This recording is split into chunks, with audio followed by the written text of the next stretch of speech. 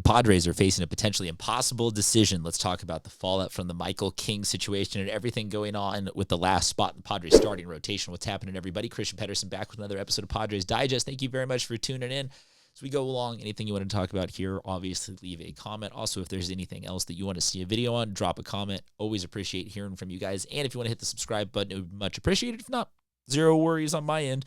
We're going to still be here talking baseball all season long. Okay. Here's what's happened. You've probably seen this. Andrew did a deep dive on this, or a deep reactionary video on this. Michael King moved to the 15-day IL, retroactive as of 4 days ago. So he's going to miss probably 2 starts.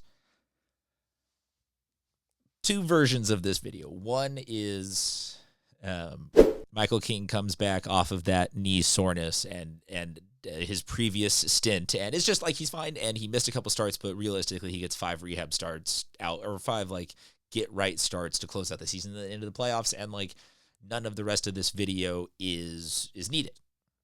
Okay, so period in there, you can tune out. Second version of this video's thesis is if we don't have him for the rest of the season, because let's just maybe where there's smoke, there's fire, and I get that this is the nihilistic dark cloud over my head version and view of this season. And if that's not what you're here for, okay, tune out. This is I am not saying that he's an injury prone. I'm not taking any hot take on Michael King. I'm just saying that if literally this is a sign that he's just banged up or not right or whatever, the baseball gods didn't want him throwing this year, whatever it is that you believe in. Let's just say he doesn't end up really ever being available for the rest of the season and therefore into the playoffs. What does that mean for the San Diego Padres, who are very clearly in a division race right now that they are winning currently and can win? We'll remind you the decision was to bring Randy Vasquez back. Okay. We'll look through the basic numbers of everybody. If you want to go on to more advanced metrics, that's what I'm saying, drop some comments, let me know. Some of you guys, I think, have gone to great lengths to unnecessarily besmirch Randy Vasquez as being he's got some of the worst baseball reference pages, whatever. He's been our ride or die for that 5th spot this season, and it is back. Here are the numbers for him at the major league level this year. He is obviously the first choice. Past that, I don't think there is a reasonable second choice, but looking through the numbers just to do my due diligence of being hey, here is everybody. The other one that we most recently saw in this spot was J.P. Sears, who had a less than stellar and memorable debut for the San Diego Padres. These are his 2025 season stats. These are his major league stats. He is down in El Paso right now. He is available. He is a major leaguer. He is a serviceable guy with him. I think that him being a lefty isn't even all that remarkable, because we also have, I don't know if any of you remember, Kyle Hart. He is down in the minor leagues and just kind of mobbing around, being ever available. These are Hart's numbers for the season at the major league level. Hart and Sears, indistinguishable. If we needed another lefty, basically we're talking about 7 or 8 starts to close out the season in this slot where Michael King is. That's thesis number 1. And thesis number 2 that I want to get to is in the playoffs. Do the Padres contract to a 4-man rotation with what they got? But looking through the numbers of Randy Vasquez versus the field, the only other one that really even comes to mind for me is Matt Waldron. Negligible MLB stats for Waldron this year, so looking at the minor league stats just to see more indicatively of the kind of year he is having on the mound. Here are his El Paso Chihuahua numbers for the Padres. So all in all, to kind of summarize the TLDR of it all, it seems that Randy Vasquez versus the field, it's still Randy Vasquez right now, obviously per what the front office is going with. He's been called up. He is literally the guy right now making the start against the Dodgers, but that it is these numbers selected against every other option that the Padres have left in their minor leagues. So short of starting to just call up to play a lottery and just pick out random names, a la Hunger Games style. So here's what we got.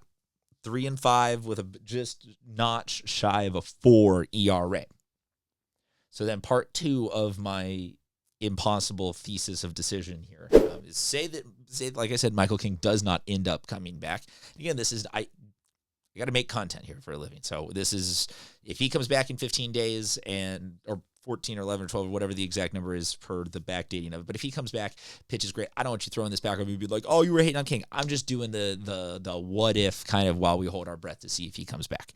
But if it comes down to it, that the Padres continue winning the way that we have, like we have been pretty successful for a good chunk of the season without Michael King. We would love to have Michael King back. It would be great to have him back. But if we don't have him back, assuming that the success continues and the Padres make it to let's just call it the playoffs, be it a wild card, be it a division win, be it as the number 1 team in baseball, like they make it to the playoffs. What do you like? Does this cut it for you as the Padres 5-starter in a hypothetical series? The bullpen is fantastic. The bullpen is remind you here what they got coming out in the post game, so or later in the game. So like going King. Or I'm sorry, with no King, going Darvish, Pivetta, Cease.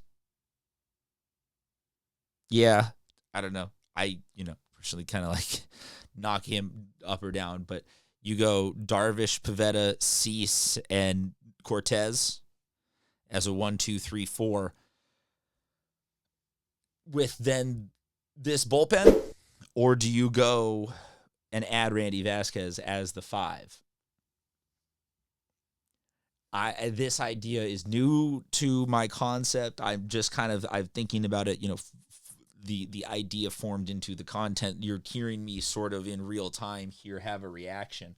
That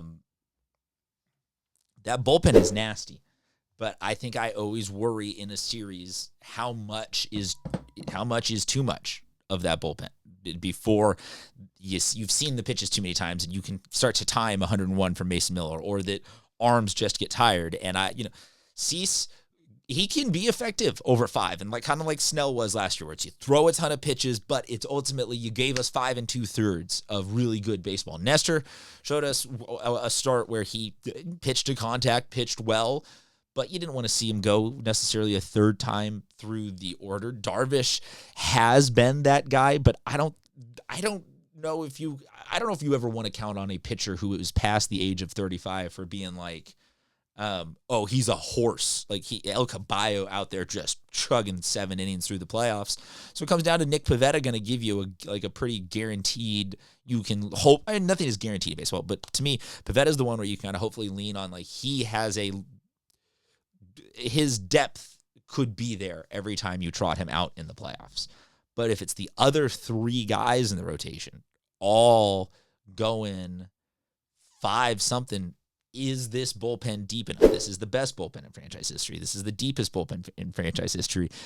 But do we adjust if everybody's going, if all the starters you got are going somewhere between 5 and 6, or between 5 and 7, 5 1/3 to 6 2/3, something like that.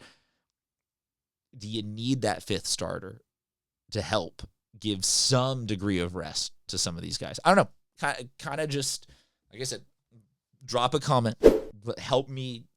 Let's discuss this. I'm a little torn. I like Randy Vasquez as a dude for the Padres. I think it's a fun story to have him back and have him just be like, hey, went up and down, team needed me, I answered the call. These numbers are okay, but yeah, obviously we're gonna see against the Dodgers in this series, but I'd be curious. We got a couple of weeks to figure this all out, both if King is coming back and if not, who would fill his spot. So drop a comment, let me know what you think.